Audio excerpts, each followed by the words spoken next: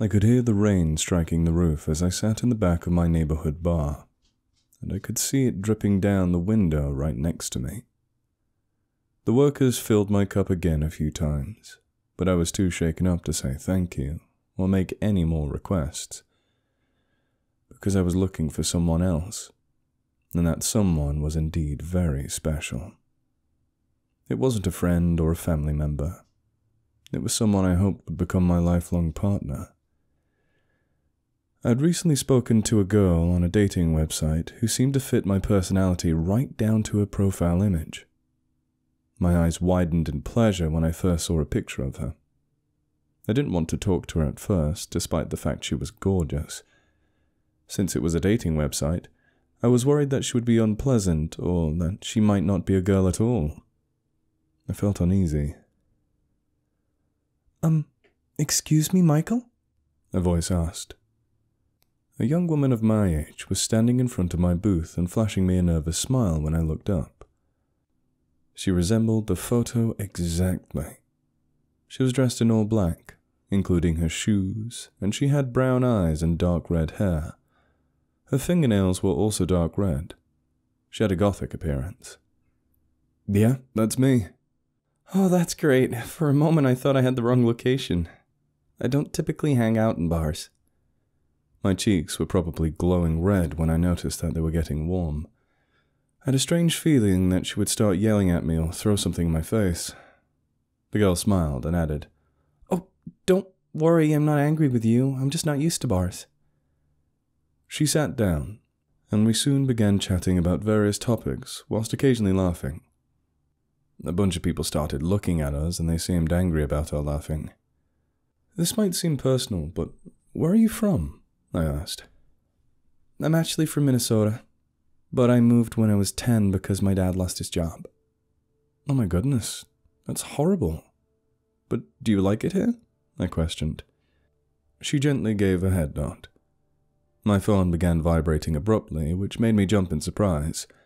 I immediately gestured with my finger to signal my date to hold on for a short second.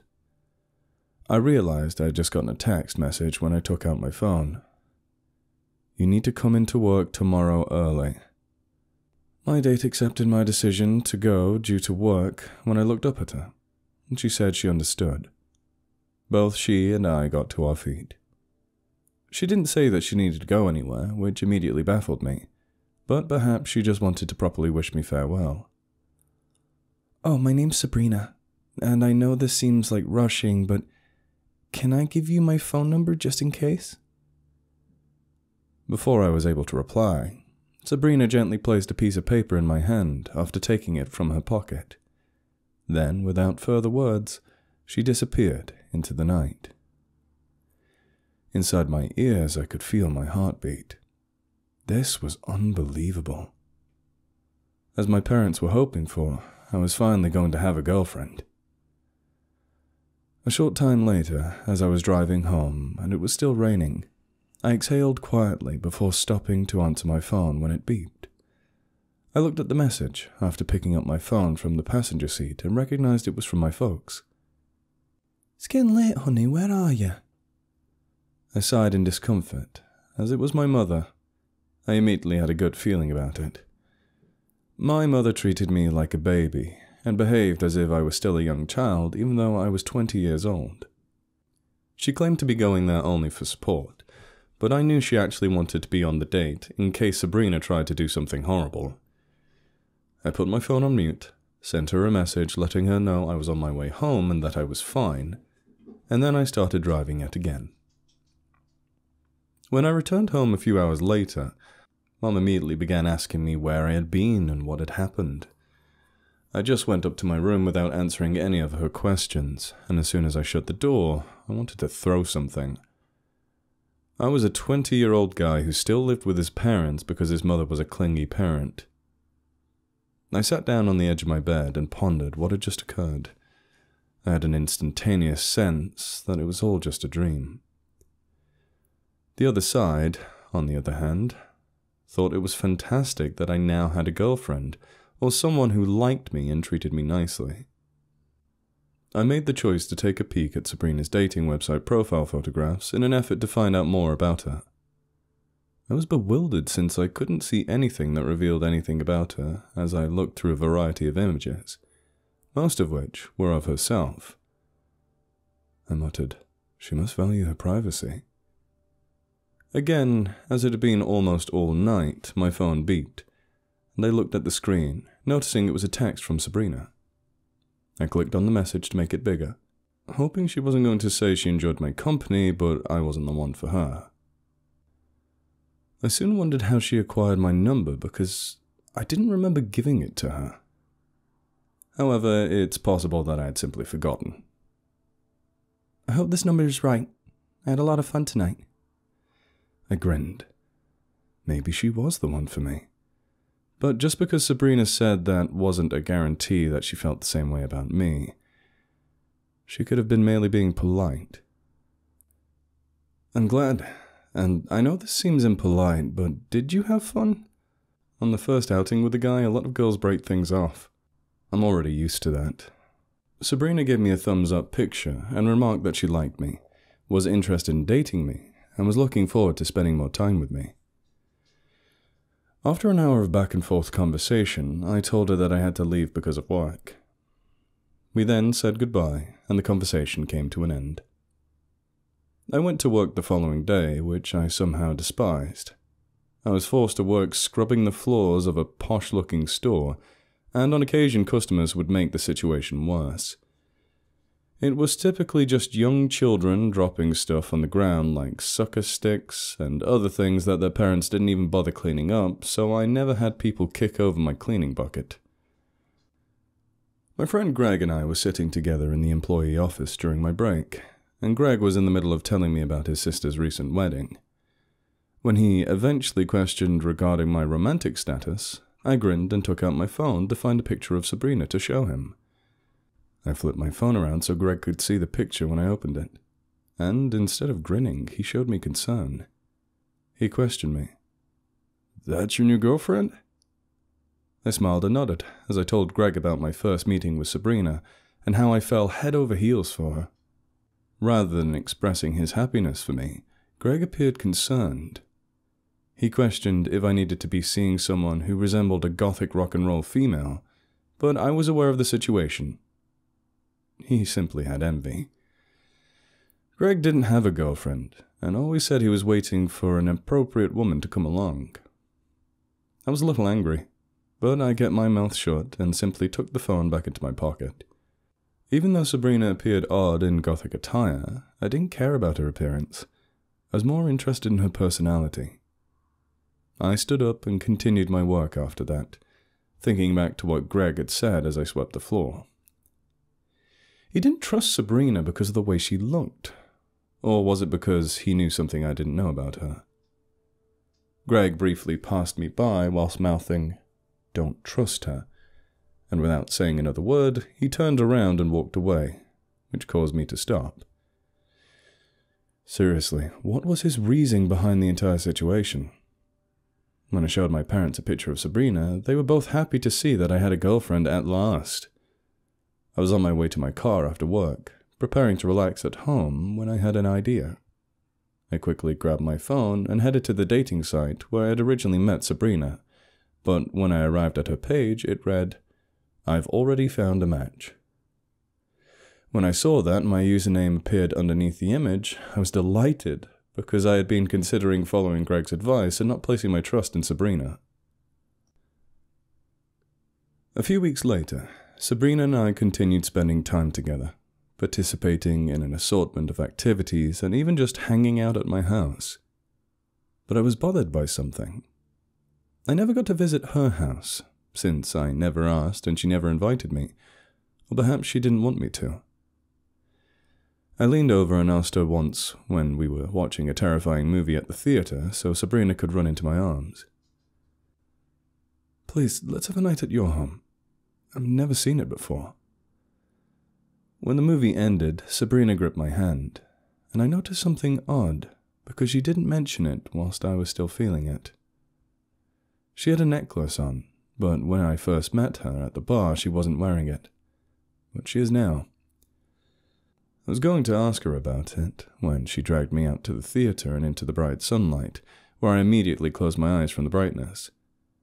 My eyesight might not be enjoying the sun right now because I had just spent 2 hours in the dark. "So, about my question?" asked Sabrina. She whipped her head around to look at me like I was crazy, then pulling her hand away from mine, having made her uncomfortable with the question. "Maybe in a couple of days, my parents will have important people over for dinner, and they really need it to be quiet in the house." "Could I come for dinner, I mean?" Sabrina told me it was an important family dinner and that I couldn't come over, but she would see if I could come over later in the week. Then, without another word, she kissed me on the cheek and ran off, probably because she needed to leave, and I just stood there feeling upset and confused all at the same time. When I got back home, I pulled out my phone and went to the message area. I wanted to text Sabrina, but her icon said offline. When someone was offline, it meant you couldn't text them or send messages to them. And I had a gut feeling that something bad was going on. "Greg was right," I grumbled. I was about to call it off when a message popped up on the phone, and it was from Sabrina. "Good news. My parents said you can come over tomorrow night. I hope you like chicken. It's their specialty." I smiled at the message and sent her a quick okay. Then I ran downstairs, hoping Mum and Dad were home from work. Mum was in the kitchen, and I asked her if I could go to Sabrina's for dinner tomorrow, and she looked at me. She immediately asked me if I wanted to go, and how I hadn't known Sabrina for long, but I said no, because I had never seen her house before. Mum said I could, but I had to be respectful and kind to Sabrina's family. I rolled my eyes. She treated me like a little child again. When the day for the dinner rolled around, I felt nervous, like I was going to melt on my seat, which happened to be in Sabrina's front porch. I was wearing a suit and holding a bouquet of roses, praying I didn't seem clingy or stereotypical. When I knocked on the door, expecting Sabrina to be home, her door opened and there she was. "Oh, hello, Michael," she said, smiling at me. I gave her the roses, and she laughed at the nervous look on my face. And when she noticed her roses, she gasped in shock and immediately reached out her hands to the roses and pricked her finger on a thorn. She thanked me, and I was about to ask her if her hand was okay, but she grabbed my sleeve with her free hand and led me into the house. "Oh, it's nice to meet you, young fellow.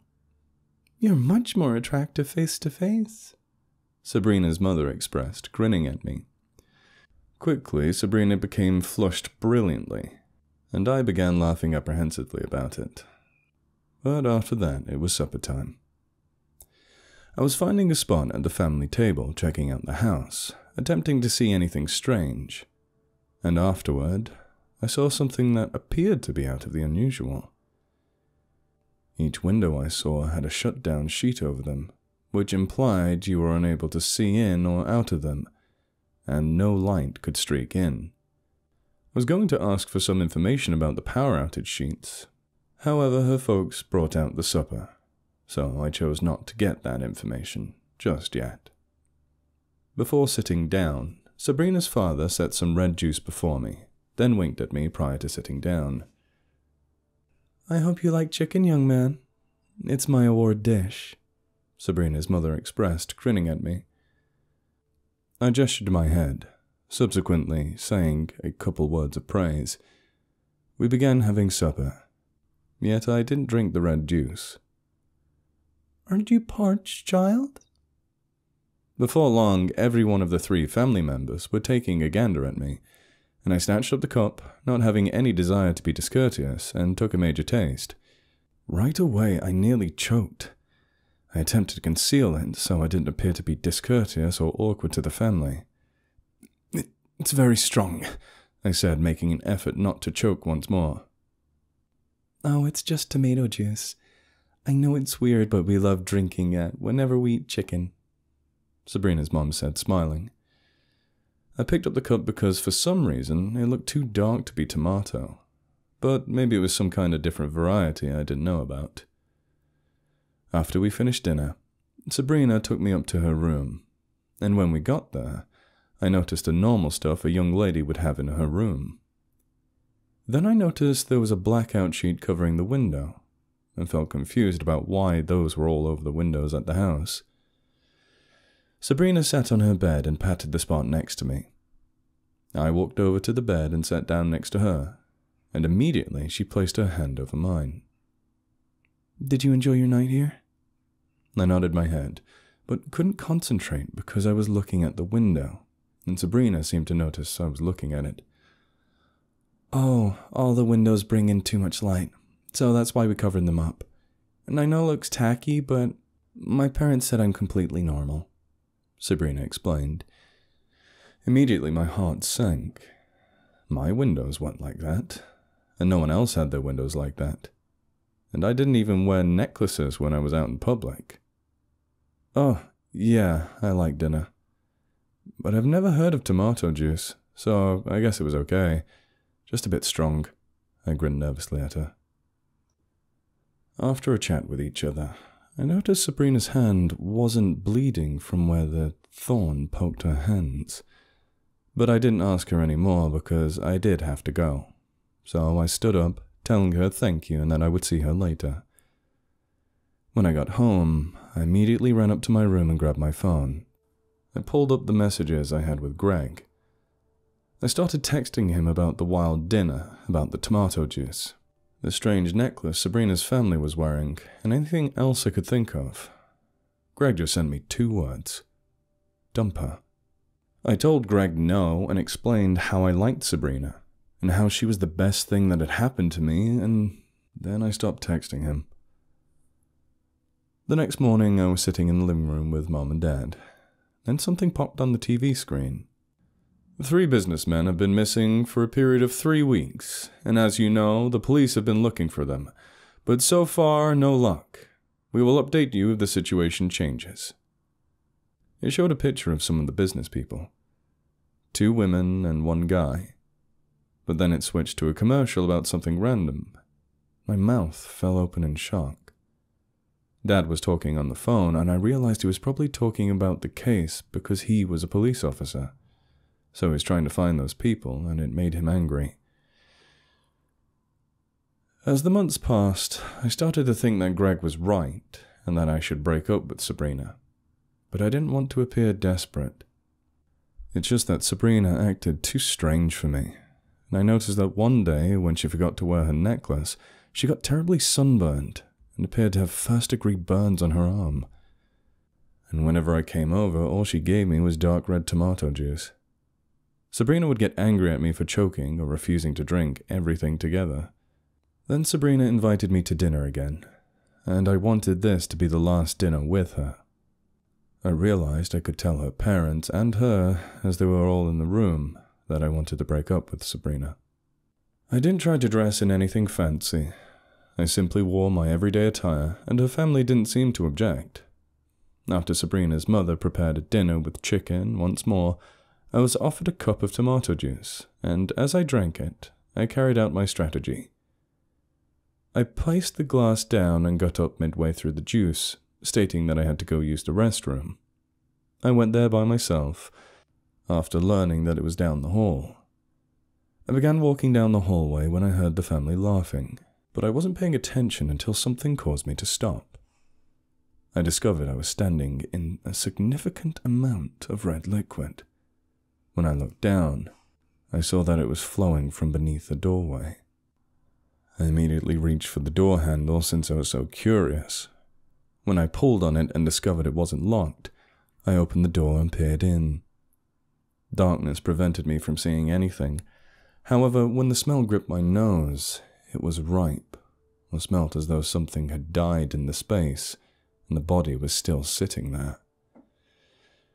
When I finally found the light switch on the wall, I turned the lights on. 3 bodies were sitting on the ground in front of me as I looked down, and their blood was all over the place. Then I saw the color of the blood matched the tomato juice I had been consuming. I recognized I had been drinking blood instead of tomato juice as my heartbeat began to race. And I also came to another realization. All the deceased people had 2 bite marks on their necks. As I drew nearer, I realized that all 3 of the corpses seemed to be the missing persons I had seen on television. I recalled what Sabrina had told me about an super important family supper. The marks on the corpses were the first thing that started flooding in my brain. The family ultimately began drinking blood in place of the tomato juice. Furthermore, the window coverings and necklaces that appeared to shield the family from light and sun as they left the house. Suddenly I heard laughing coming from behind me. I turned around and noticed the family was standing right there. My goodness, you found our little secret. We should have told you earlier, Sabrina's mom said, smiling at me. Vampires? I cried out, completely terrified. No, duh. I'm surprised you didn't figure it out sooner. Or maybe you should have listened to your gut feelings, Sabrina snapped at me. Soon the family opened their mouths and showed me 3 sets of super sharp fangs that they'd used on the other people. Don't worry, we're not going to bite you because our daughter loves you too much, but we're going to warn you that if you tell anybody about this, we will change our minds. Sabrina's dad hissed at me. I didn't say anything, but I nodded my head, feeling like I wanted to pass out. Sabrina, however, shouted in excitement and ran over to hug me. I'm so happy. I haven't had a boyfriend in 100 years. I hope you last longer than the other ones, Sabrina said. And without any choice, I let Sabrina kiss me on the cheek while her parents clapped. And I realized I should have listened to my brain instead of my heart.